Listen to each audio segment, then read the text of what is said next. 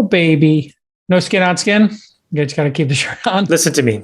Only the best for my daughter. This is 100% Loro Piana Vicuña. She's going to puke on it any minute. There is not You're using Loro Piana to wipe her when she vomits. No, this is the sweater that she's got her face on, but this is the softest material, natural material on Earth. Really? This is not subject to any supply chain constraints. Oh. In fact, when you buy one from Loro Piana, they'll fly one right to you. Let your winners ride. Rain Man David Sacks. And instead, we open source it to the fans, and they've just gone crazy with it. Love you, Besties. Queen of Quinoa. Guys, isn't it amazing how people in power cannot take any time off and still remain in power and engaged when you have a baby? JCal, what's the reference? Okay, our friend Joe Lonsdale, venture capitalist living in Austin, had a tweet that went viral, but maybe not for the best reasons. He said in response to a Dan Primrak tweet, Dan works at Axios, who was talking about Joe Rogan criticizing the amount of time Buttigieg was taking on paternity leave. And Joe Lonsdale responded, "Wow, great for fathers to spend time with their kids and support moms, but any man in an important position who takes 6 months of leave for a newborn is a loser.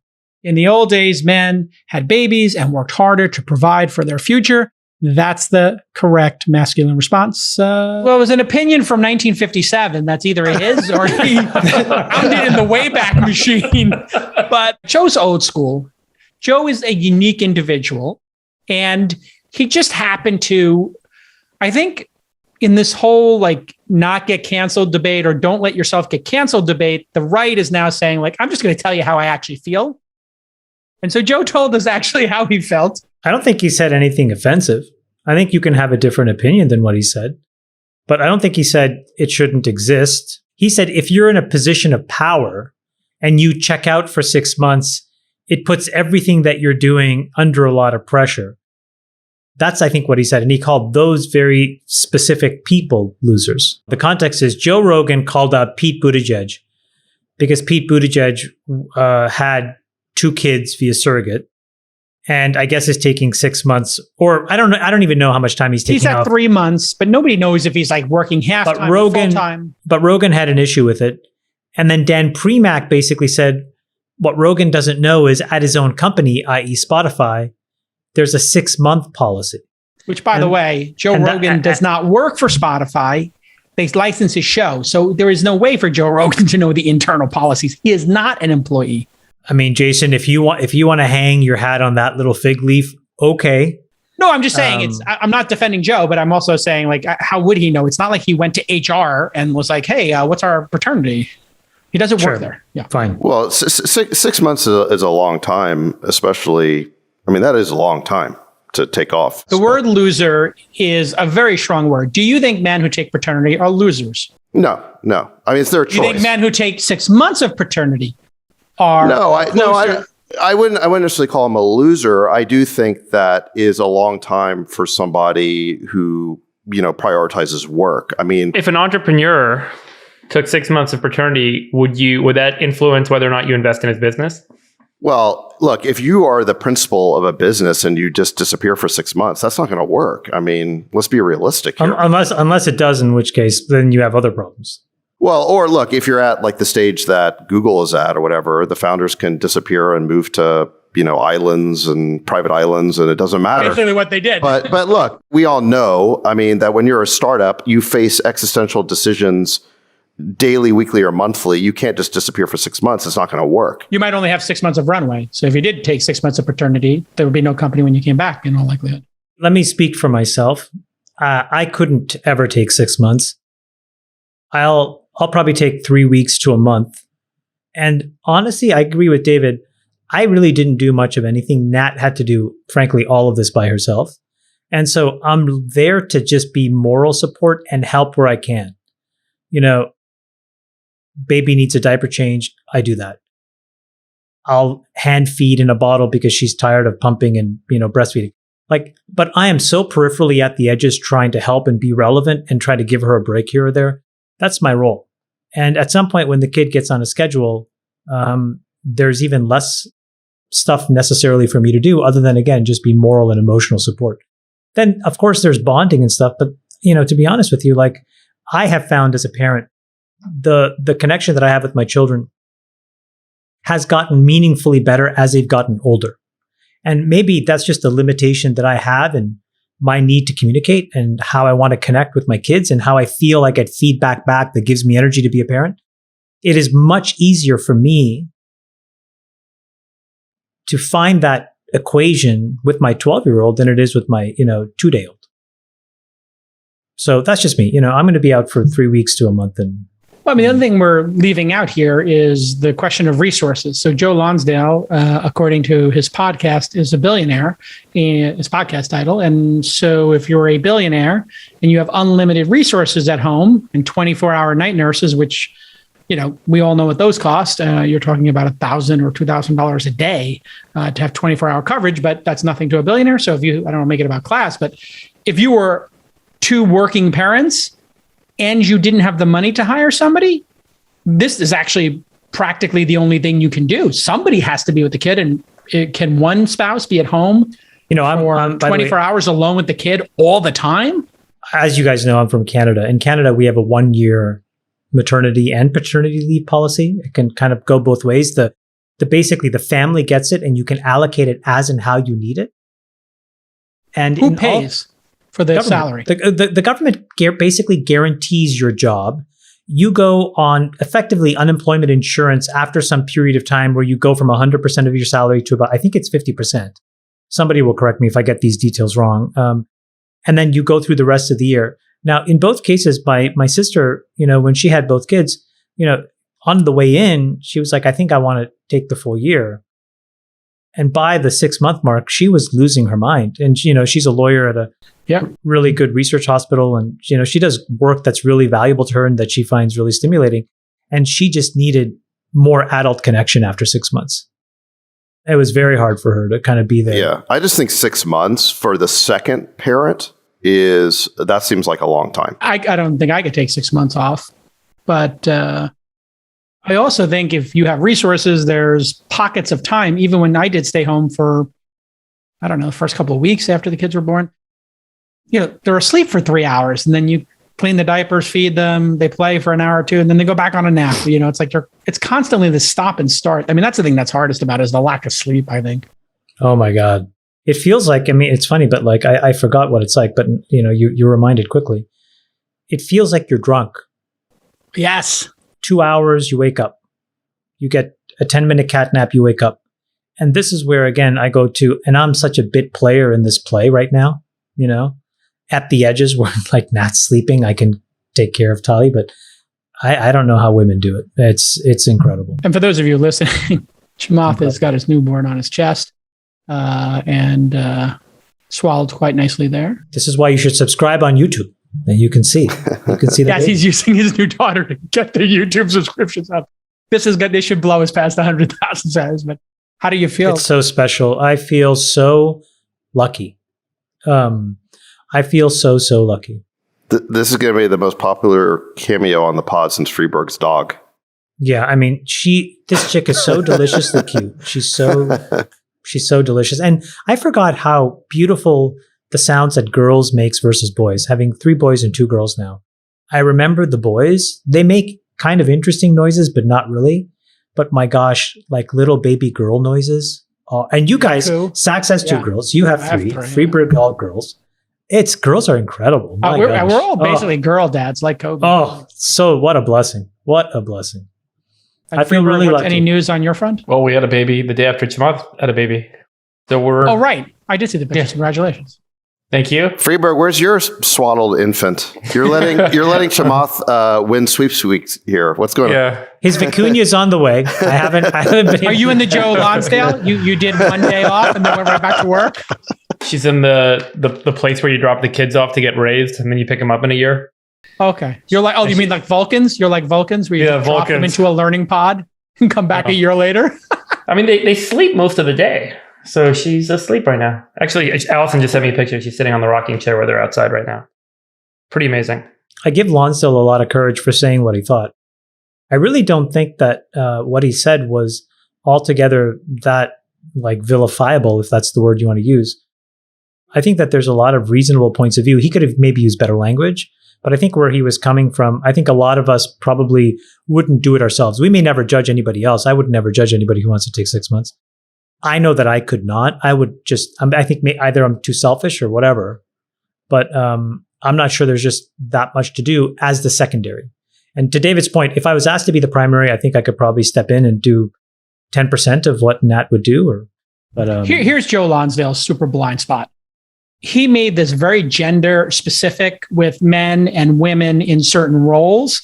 And he basically is saying, a man who takes 6 months off is a loser. So he is not just giving his opinion, he's attacking people who do take the time off.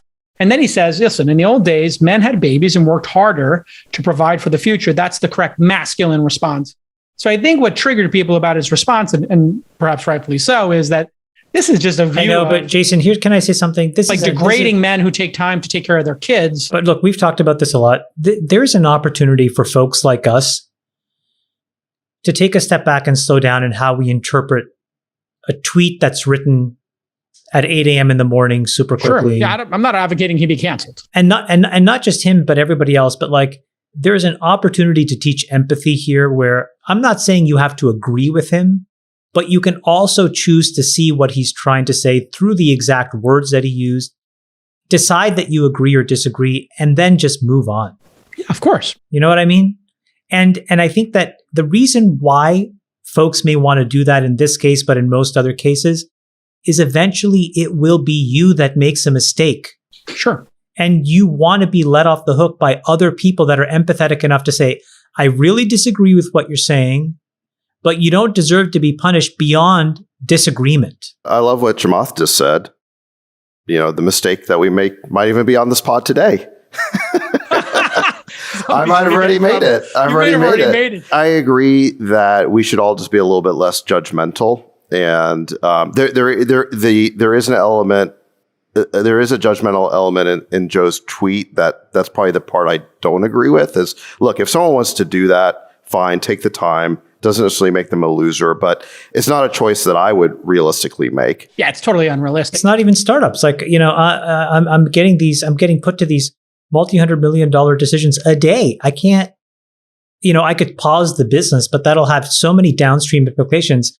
Unfortunately, I picked a job or am in a position where I can't check out even if I wanted to. So I try to do my best. That's the point he was trying to make that wasn't that well articulated. Right. I don't think any of us are in a situation where we can straight up walk away from work for any meaningful time. I mean, on a daily basis. It would destroy my business. Yeah, we get texts, we get emails, we get phone calls that we have to answer. And so it's not, almost definitionally isn't an option to just walk away. But for those who it is, and if that's their choice, that's what it is. The great thing about freedom isn't that you can say whatever you want. It's that you don't have to listen to what anyone else is saying. And, for really people well that disagree with Joe, I feel like you always have the option to not listen and you always have the option to walk away. Unfollow. And unfollow. And the whole idea of cancel culture and, punishing people for the things they say, regardless of what they say, and the censorship and all the shutdown of voices and channels for people to have a voice. I think it takes the freedom away that's inherent in the idea of, your choice to not listen. Yeah, and it's almost always totally hypocritical. So just as a postscript on the whole Chappelle debate, it turns out that the leader of the anti-Chappelle protests who've been trying to get him canceled at Netflix, it turns out this person has like a treasure trove of the most angry, hateful, vile tweets that or anybody has ever seen. When you put it in the group chat, I thought that was a joke. The things that she wrote were so beyond the pale. Beyond. Oh my God. They're like the worst. We can't play them on the show. No, we can't. I don't even want anybody to speak these things. I don't want to include it in the show notes. They're literally the worst tweets I've ever seen. Seriously, the most I completely racist. I've never seen such explicit racism in the 21st century, basically, aside from these tweets. And this is the person who's trying to cancel Chappelle, was out there with the megaphone, and who the press was fawning over. By the way, and she said in her thing, Yeah, those were from a long time ago. I've already owned up to those, so let's move on. Wait. But Owned up how? Owned up how? And it's kind of like, let me play the empathy card on me, but then, meaning I expect you to see through what I'm going through. And those expressions were in a moment in time. So see past them and see my true character. That's what she's asking. Empathy. That's what she's asking the world to do, about her. But then you're not willing to do it for anybody else. And that's where I think that double standard just doesn't work anymore. And I think this is what people are getting really fed up with. And I would also say that her tweets weren't funny. They weren't attempting to be funny. They are so gross. They were like, they're I gross. have a customer service problem with this beeping beep. No, they're so bad. I want to bash this, beeping Asian or whatever over the head, blah, blah, blah, blah. Like a lot of racism towards Asia, Asian people. No, there was homophobic tweets. Yeah. There was Asian hate tweets. I mean, Latina, Hispanic. I mean, it was She crazy. wasn't even trying to be funny. That's the thing. It wasn't even a failed attempt at humor. So you have Chappelle, who I think is dishing it out in an equal opportunity way, making, funny observations about, really, he's criticizing our culture, not specific groups. And he's being deliberately misinterpreted by the people who want to cancel him. They're really, to think that Chappelle's stand-up routine is hateful really requires, I think, deliberate obtuseness. You have to deliberately misinterpret what he's saying. And so you have these people out there trying to do that. And meanwhile, they are guilty of it's a total act of projection, because they are guilty of everything they accuse Chappelle of. Well, not all of them. This person in particular. The leader. And of course, the press doesn't dig any of this up. It all happens through kind of internet sleuths. That would be a narrative violation, David. If somebody is virtue signaling and they are leading a cancellation movement, it's kind of a narrative violation to say, well, maybe they should be canceled by the same standard, or, quite easily. I think the thing that I don't think she should get canceled. There you go. Yeah. I don't think she should be canceled, but what if she said it when she was drunk? What if she had a nervous breakdown? I can only imagine the difficult path that this lady has gone through. And on the off chance that she's listening, I'm totally cool with your journey. I understand you made some mistakes. I'm going to let you off the hook. Can you please try to let the next person off the hook? I think that would be a nice place for everybody to aim to go. And then, and just to circle back with Joe, when he started explaining himself in the thread, when it became a conversation with a wider group of people, the journalists went on the pure dunk cancellation route. But then there was actually a productive discussion between CEOs, et cetera. And I thought what was very interesting about it was he started talking to Gary Tan, who, was like, listen, we have a 4-month leave practice at our venture firm. And Joe said, do you really take 100% off cold turkey, or did you work part-time and stay in touch like a responsible leader of your firm?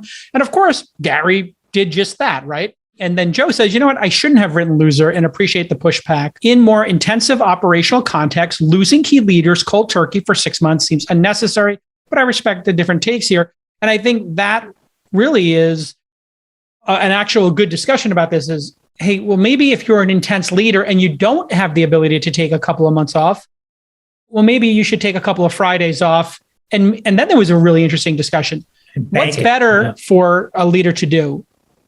Spend a little more time every year, or to spend 3 or 4 or 6 months in the beginning when you're, as you just said, Chamath, on the periphery here and trying to be helpful on the margins. Maybe for the secondary person, if it isn't 50-50 Sacks, it is actually better for you to pick up some Fridays or whatever and take over the whole. Well, I'm glad you read that clarification by Joe, because I think what he basically is saying is that, the initial language he used, he basically clarified that. And it sounds like what he's saying is, listen, if you're on a high performance team and you're the star player and you disappear for 6 months, that's going to cause your team to lose. So I think that's maybe what he was saying. That's a perfect analogy, Sacks, because if we were looking at LeBron James or Kevin Durant and they had a baby midseason, or Draymond had a baby midseason, which I'm sure has happened to, folks, it's not like they say, I'm not playing the next 6 months of games. They miss one game, maybe 2. They go back on the road. And I think everybody understands, like, you can't give up one of your 10 primary years or 3 years left that LeBron and KD have left. I'll give you one final anecdote to end this chapter of our discussion today. 2007 at Facebook, at one point in like one of the umpteen reorgs we were doing as we were trying to get out of the primordial ooze, I was in charge of HR. And everybody at that company was young, except for a handful of people. And then there was finally a person, and I think it was this HR person that through some weird convolution of events reported to me, who was pregnant. And we didn't have a policy because nobody had ever gotten pregnant before. And, I remember saying, oh, we have to come up with a policy. And what I did was I was like, well, what would I want? Which is the easiest way for me to answer most questions. Yeah. And I came up with 4 months for either the father or the mother, irrespective of the context. And that's how we started the original policy. 4 years later, though, when I had my first kid, I took like 3 weeks and I came back because the grind was too hard.